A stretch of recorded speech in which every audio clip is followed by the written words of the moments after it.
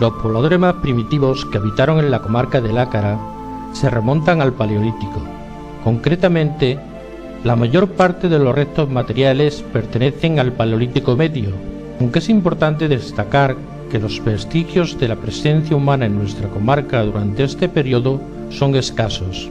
Parece que estos primeros pobladores formaban grupos reducidos, integrados por 20 o 25 personas, y la mayor parte de sus restos consisten en útiles de piedra. Fabrica sus utensilios de piedra mediante golpes con los que conseguía darles la forma deseada. Se han hallado algunos de estos útiles de piedra en la sierra de Arroyo de San Serván. También se cree que el hombre del Paleolítico inferior pudo habitar en Montijo, en el sitio conocido como el Pedregal, donde han aparecido hachas ya pulimentadas que se conservan en el Museo Arqueológico de Badajoz. Del periodo neolítico, nuestra comarca posee escasos vestigios, pero los encontrados nos indican que sus pobladores se hallaban junto a los ríos y en zonas fértiles. Durante este periodo, dejan ya de vagar en busca de alimento y se hacen sedentarios. Existían tres formas de asentamientos, muchos de ellos surgidos a finales del Neolítico que permanecerán en épocas posteriores. Los pobladores al aire libre. Estos tuvieron una clara relación con el descubrimiento de la agricultura y la ganadería, y se situaron en las márgenes del río Guadiana. Los poblados fortificados, que tenían carácter defensivo y estaban rodeados de murallas de piedra. Y los asentamientos en cuevas, que principalmente se localizaron en zonas donde predominaba la ganadería. En cuevas es donde se encuentran localizados los principales hallazgos datados de la etapa final del Neolítico y principio de la Edad de los Metales. Hablamos de restos de vasijas de cerámica decoradas con puntos y líneas, así como útiles de piedra pulimentada, hachas, dientes de hoz, puntas de flecha y cuchillos textiles, que pertenecen al final de esta etapa y enlazan con la Edad de los Metales. Se cree que entre los años 1500 y 500 a.C. debieron ser realizadas las pinturas rupestres esquemáticas situadas en la sierra de Arroyo de San Serván. Las primeras noticias sobre estas pinturas son del año 1783, en el que el conde de Floridablanca las dio a conocer, aunque estas fueron descubiertas por el abate Henry Braille, quien encontró 8 grupos de pinturas. Posteriormente, ya en 1978, un grupo de arqueólogos descubrieron 24 grupos de pinturas más. Los abrigos encontrados por Braille miran hacia el noroeste de la sierra, mientras que las descubiertas por este otro grupo están orientadas hacia una mina de hierro abandonada que hay en la ladera suroeste. Se encuentran relativamente cerca del camino viejo que une Arroyo con Alange. La técnica de ejecución de estas pinturas es muy uniforme. Están realizadas con pinceles de diversos tamaños y en colores ocres rojizos y rojos. Usaron, tal vez, polvo de origuisto, material que se encuentra en abundancia por los alrededores de estos abrigos. El tamaño de las figuras oscila entre 1 y 60 centímetros de longitud, y todas ellas están situadas por lo general en abrigos de fácil acceso al pie del roquedal y con una altura de 1,5 metros a 2 metros sobre el nivel del suelo. Según la historiadora Magdalena Ortiz, nos encontramos que en muchas ocasiones las figuras tipo ramiforme quedan interpretadas como motivos vegetales por su similitud con ellos. En otras ocasiones se interpretan como figuras humanas debido a la situación de todo el contexto general en que se encuentran, así como por la apreciación de ellos de diferencias sexuales. Se puede hablar incluso de escenas representando una danza fálica, en la cual existe un personaje principal masculino y a su alrededor otro personaje que lo acompaña en este rito. En otras escenas se puede interpretar una posible construcción con significado de vivienda, también en la relación con la figura humana. El sentido bélico queda reflejado en el detalle de los cascos guerreros que presentan algunas figuras, así como por la presencia de armas. Aunque no está confirmado de forma documental, y debido a la gran profusión de restos megalíticos hallados en la zona cercana, es muy posible que existiera en la Garrovilla algún núcleo de población durante este periodo. las actividades predominantes desarrolladas por los seres humanos de este periodo fueron el pastoreo y la minería. Entre los asentamientos principales destacan el Arroyo de San Serván y Guadajira. Fue aquí donde en los últimos días del mes de noviembre de 1980, un equipo del Departamento de Arqueología de la Universidad de Sevilla, dirigido por Víctor Hurtado Pérez, excava la primera de las tumbas correspondientes a la Edad del Bronce. Años más tarde se produciría el hallazgo de dos nuevos enterramientos como parte de una necrópolis fechada en torno al 1800-1600 antes de nuestra era. Los resultados de estas investigaciones ponen de manifiesto una fase ocupacional de la zona que se sitúa entre la Edad del Cobre y la Edad del Bronce, llamado también de Transición.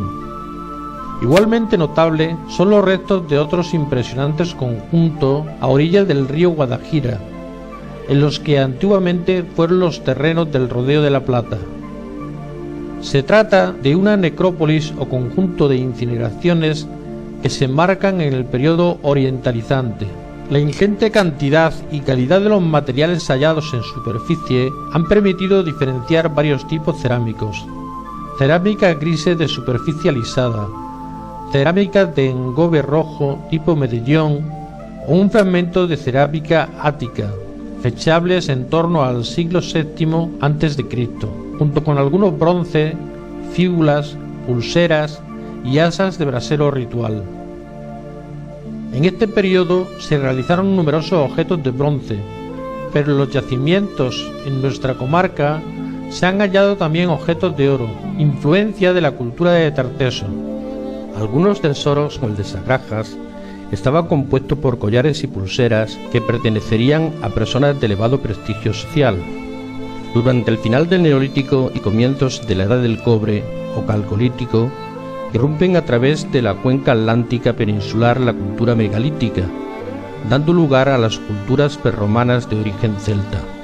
Los clanes y pueblos con los que se encuentran este fenómeno constructivo, a base de grandes losas u ortostatos, reciben con agrado estas primeras lecciones de arquitectura funeraria, que empezarán a aflorar en nuestra comarca, donde estos ubicaban su hogar, y donde querían perpetuar su descanso eterno, recogiendo sus cuerpos tras la muerte.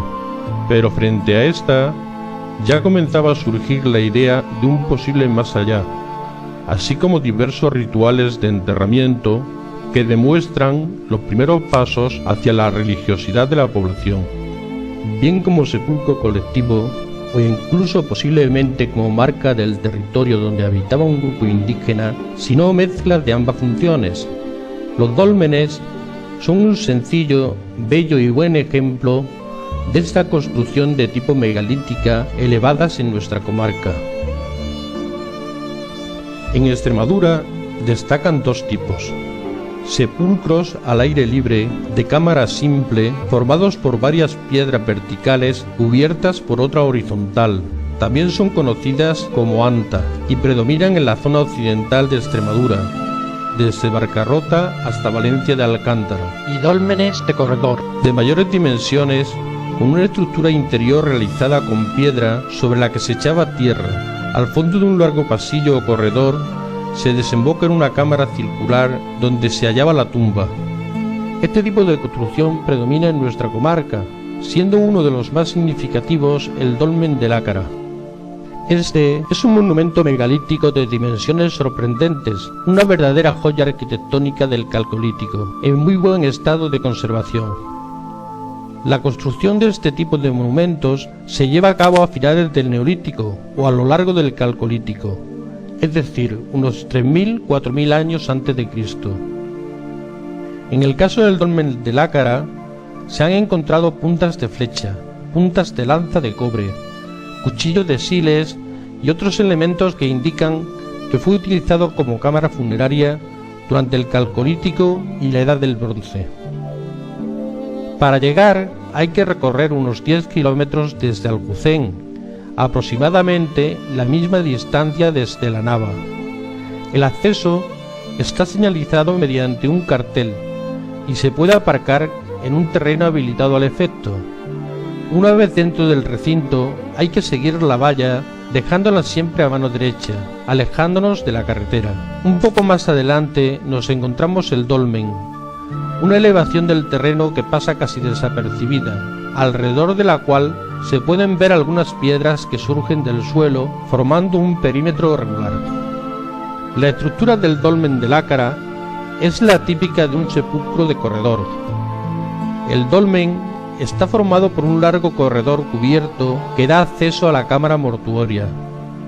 De las grandes piedras que se elevan hacia el cielo, formando una cúpula de unos 5 metros, solo queda una intacta, que da la idea de la grandiosidad de la construcción. Las demás aparecen partidas, pero en la base se puede apreciar la precisión con la que fueron colocadas. La cúpula se cerraba con una gran losa y toda la estructura estaba cubierta con piedras y tierra, hasta formar un gran túmulo que cubría originalmente toda la estructura. Para reforzar y sujetar el túmulo se colocaban grandes piedras en la base a modo de contrafuertes a lo largo de un anillo exterior.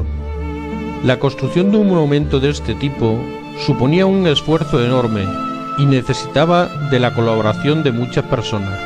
También entre Encinas y Alcornoques, a 1,5 kilómetros al sudeste del pueblo de Carmonita, encontramos el que antaño fuera elevado para descanso eterno de los primeros habitantes de estas tierras, el conocido como Dolmen de Carmonita. Este dolmen también se clasifica dentro de los mausoleos megalíticos que conserva la cámara de planta ovoide de 3,20 por 2,80 metros, compuesta por 10 ortostatos de granito arqueado hacia el interior y los ortostatos del corredor de 4,90 metros de longitud por 60 centímetros de altura, de material pizarroso. Sobre el túmulo arenoso o térreo que cubría la construcción no permanecen vestigio alguno, así como de la cúpula de cierre de la cámara o techumbre pétrea del pasillo. Sí se conserva, sin embargo, la majestuosidad del monumento que, sin llegar a las medidas atrevidas y ostentosas de su vecino llamado de Lácara, demuestra, siglos después de su fabricación, el buen hacer y la humilde magnificencia con que quisieron dotarlo sus constructores. También en nuestra comarca encontramos el dolmen de la Cueva del Monje, uno de los más bellos de la provincia, de no ser por el precario estado de abandono en el que se encuentra, ya que algunos de los ortostatos que lo componen permanecen caídos dentro del propio dolmen o junto a otras grandes piedras graníticas. Está formado por un largo corredor dividido en vestíbulo, 2 antecámaras y una cámara final de grandes dimensiones. Todo ello estaba cubierto por un túmulo de tierra de forma elíptica, cuyo eje mayor mide 35,5 metros y el menor 28. En la antigüedad debió ser más alto de lo que es hoy en día, debido a que existían piedras cubriendo la cámara poligonal y encima cubierta de tierra. El corredor, formado por grandes losas de granito, tiene casi 20 metros de largo y se va estrechando a medida que se accede a la cámara final. Esta tiene un diámetro máximo de 510 centímetros y conserva una losa de 520 centímetros de altura, que destaca entre las demás, que oscilan entre 1,35 y 3,55 metros, debido al deterioro y derrumbamiento de algunas partes del dolmen.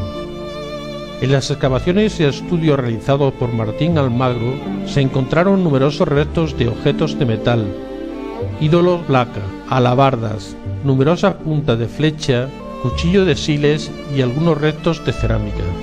También encontramos en nuestra comarca otros dólmenes, aunque en peor estado de conservación e incluso desaparecidos, como son el dolmen de la Cueva del Moro, el dolmen del Portugués o el dolmen de Luriana.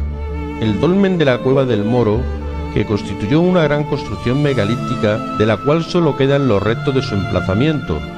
Destacan 7 piedras graníticas de su cámara casi circular. Esta cámara está formando actualmente un semicírculo y las losas graníticas que lo conforman están adosadas muy bien unas a otras, rectangulares cada una de ellas y con una altura casi homogénea. Además tiene la característica de que posee una superficie muy plana. Del corredor solo quedan algunas piedras diseminadas enfrente de la cámara. A unos 50 metros a la derecha del kilómetro 49,500 de la carretera Badajoz-Cáceres, en sentido a esta última ciudad, se encuentra el Dolmen del Portugués, y al este del monasterio franciscano de Luriana también se encontraba el dolmen de este mismo nombre, del que hoy no parece quedar restos ni de las piedras que lo conformaban, ya que fue expoliado y destruido.